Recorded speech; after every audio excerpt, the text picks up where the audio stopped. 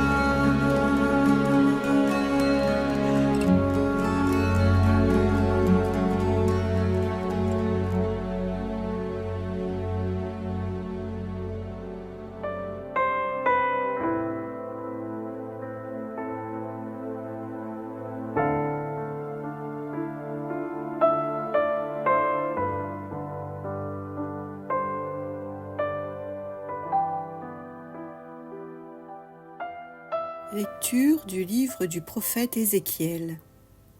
La parole du Seigneur me fut adressée. Toi, fils d'homme, écoute ce que je te dis.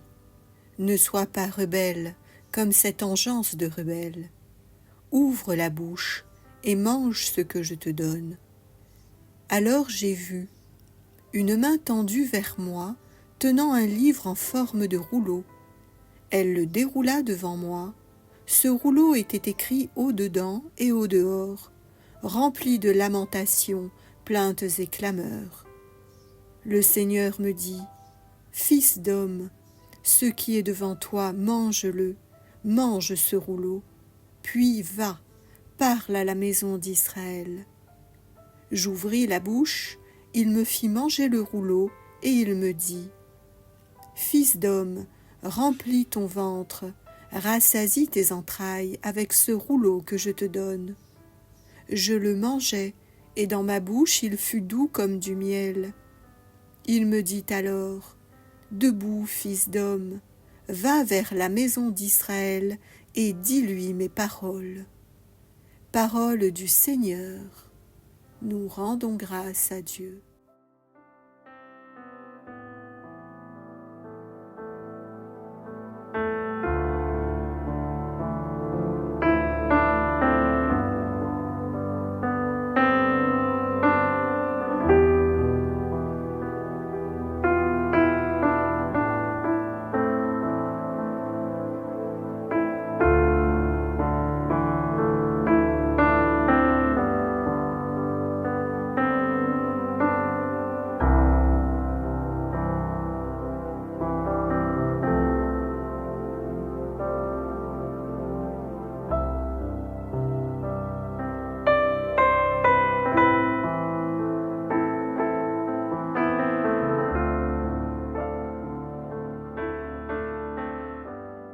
Aujourd'hui, la liturgie nous propose un passage du livre d'Ézéchiel. Il a vécu lors de la période de l'exil à Babylone qui s'est faite en 4 vagues successives.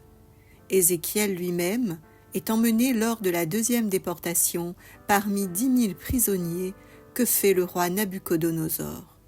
5 ans après sa déportation, Ézéchiel est appelé comme prophète et il devient l'instrument, le médiateur choisi par le Seigneur pour que le peuple infidèle connaisse ses commandements.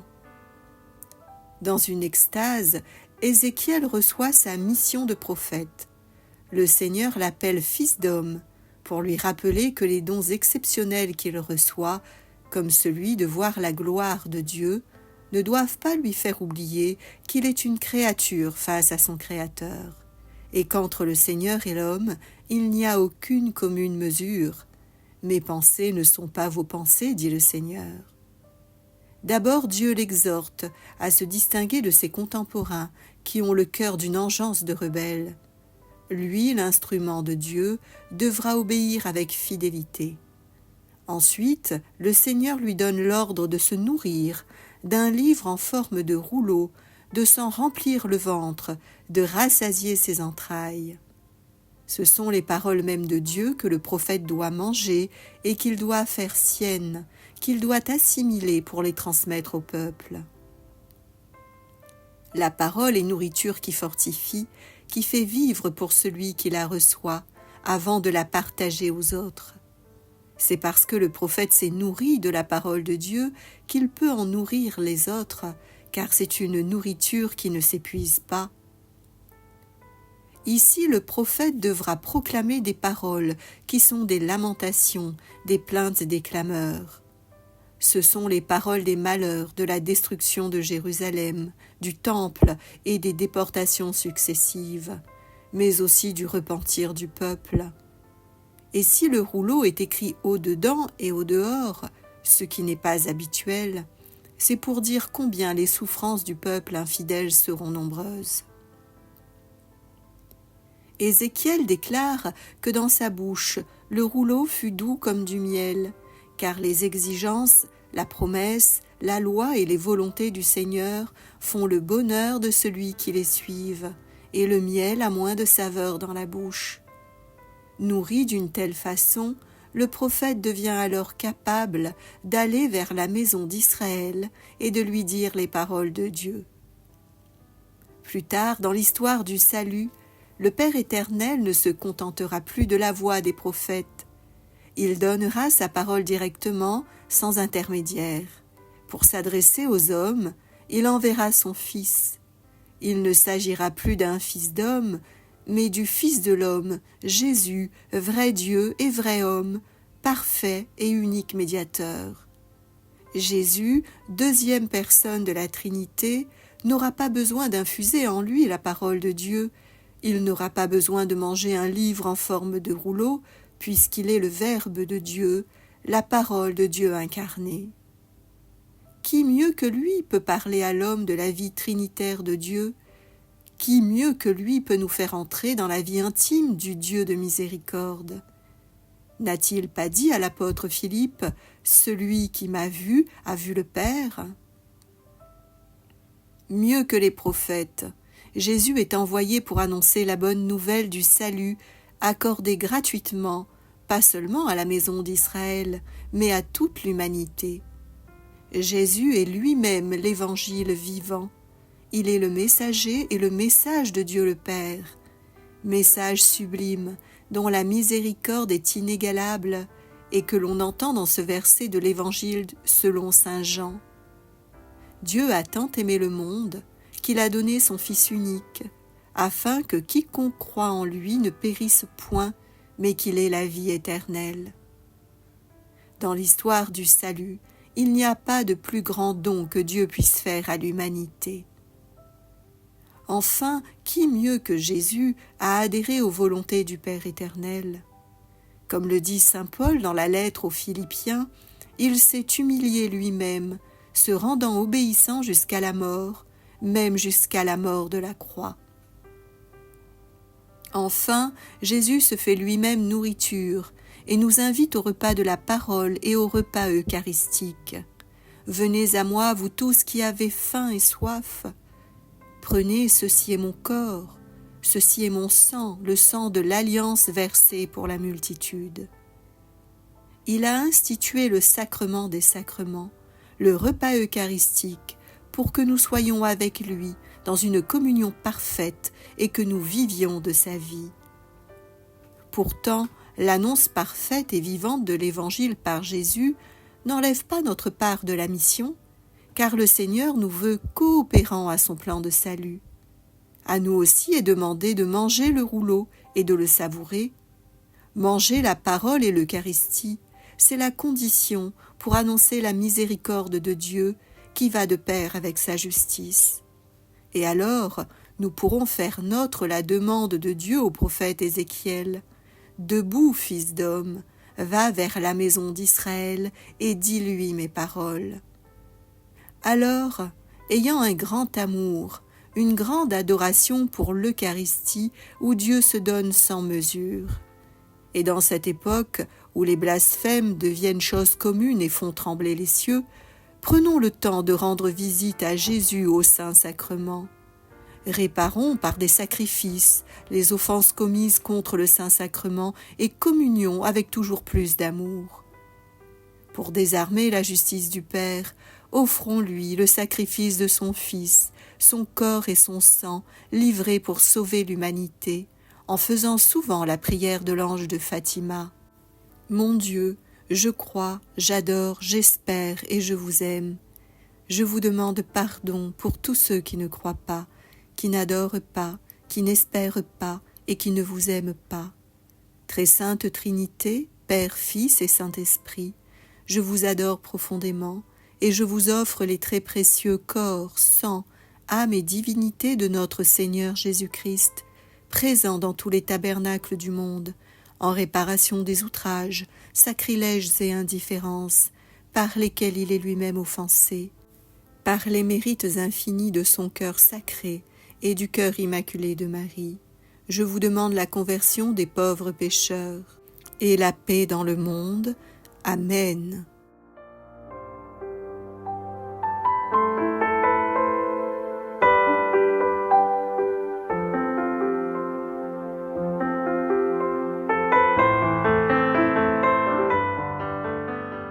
Quelle est douce à mon palais ta promesse. Je trouve dans la voie de tes exigences plus de joie que dans toutes les richesses. Je trouve mon plaisir en tes exigences, ce sont elles qui me conseillent. Qu'elle est douce à mon palais ta promesse. Mon bonheur, c'est la loi de ta bouche, plus qu'un monceau d'or ou d'argent. Qu'elle est douce à mon palais ta promesse, le miel a moins de saveur dans ma bouche. Qu'elle est douce à mon palais ta promesse. Tes exigences resteront mon héritage, la joie de mon cœur.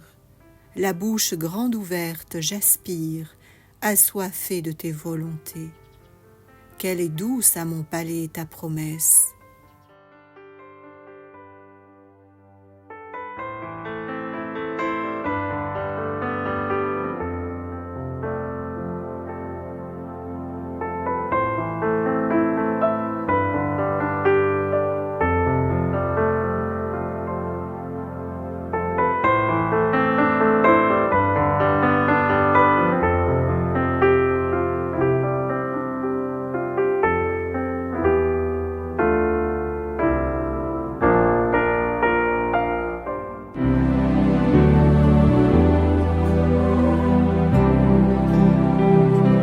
Réjouissons-nous toujours dans le Seigneur, peu importe ce qui nous arrive, le Seigneur a promis de faire concourir toutes les choses à notre bénéfice. Réjouissons-nous toujours dans le Seigneur, peu importe ce qui nous arrive, le Seigneur a promis de faire concourir toutes les choses à notre bénéfice.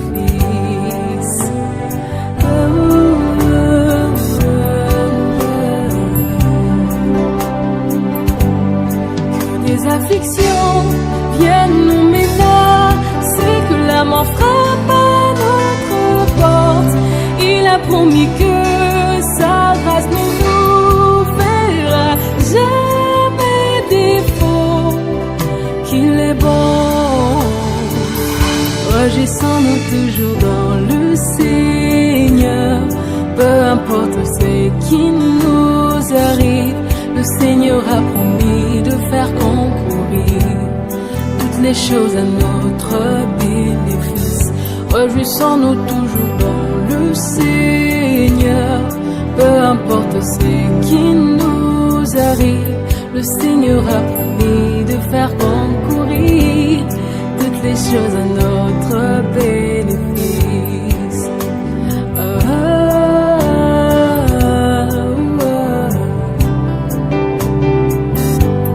Que nous soyons en manque de vêtements ou de toute nourriture, il vêtit l'herbe de champ et il nourrit les oiseaux du ciel. Quel bonheur! Réjouissons-nous toujours dans le Seigneur, peu importe ce qui nous arrive, le Seigneur a promis de faire concourir toutes les choses à notre bénéfice. Réjouissons-nous toujours dans le Seigneur, peu importe ce qui nous arrive, le Seigneur a promis de faire concourir toutes les choses à notre bénéfice.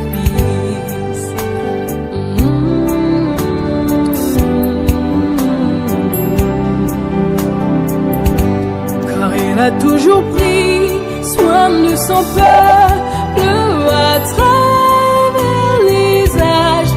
Il a pris soin de nous aujourd'hui par la lumière du soir, le Fils de l'homme. Et réjouissons-nous toujours dans le Seigneur, peu importe ce qui nous arrive, le Seigneur a promis de faire concourir toutes les choses à notre bénéfice. Réjouissons-nous toujours dans le Seigneur, peu importe ce qui nous arrive, le Seigneur a promis de faire concourir, oui, toutes les choses à notre bénéfice.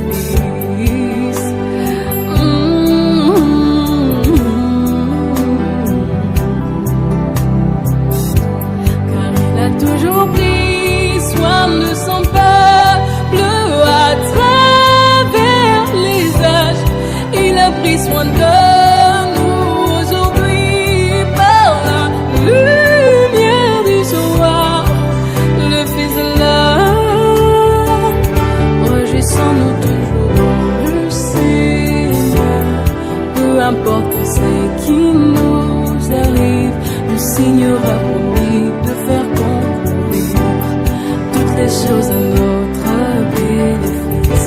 Réjouissons-nous toujours dans le Seigneur, peu importe ce qui nous arrive, le Seigneur a promis de faire concourir toutes les choses à notre